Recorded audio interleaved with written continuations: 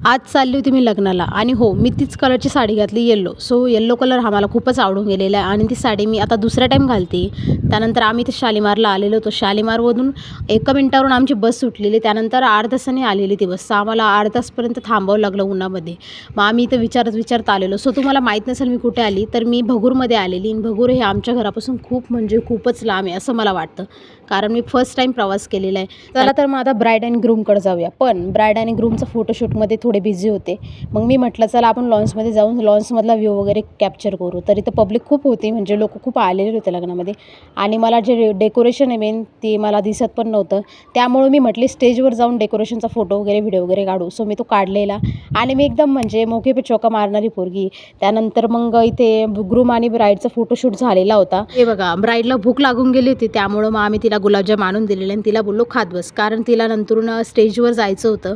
मग आम्ही तिला विचारलेलं काय ब्राईड तुला कसं वाटतंय. सो ब्राईड मला असं म्हणत होती की मी खूप एक्सायटेड आहे स्टेजवर जाण्यासाठी आणि ती खूप छान पण दिसत होती. त्यानंतर मग ब्राईड नाचत होती इथे आणि तिथे ढोल वगैरे वाजत होते. त्यामुळं मग ती बोलली आता मी नाचते. सो मी तिला बोलले नाच, मी तुझं व्हिडिओ वगैरे काढते.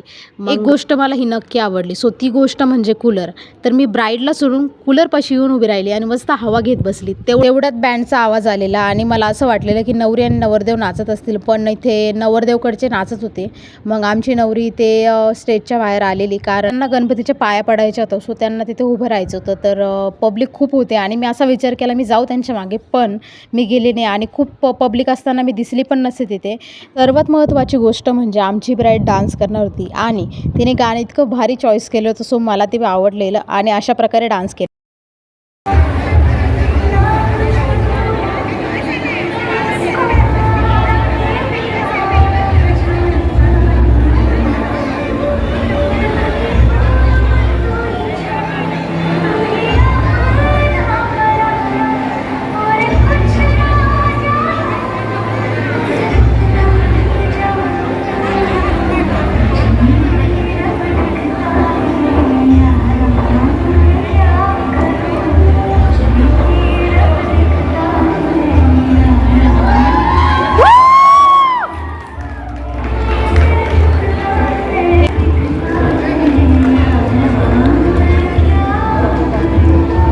तसं पण मी स्टेजवर उभी होती, त्यामुळं मला तिचा फोटो आणि व्हिडिओ हा स्पष्ट आलेला आणि समोर आलेले ते.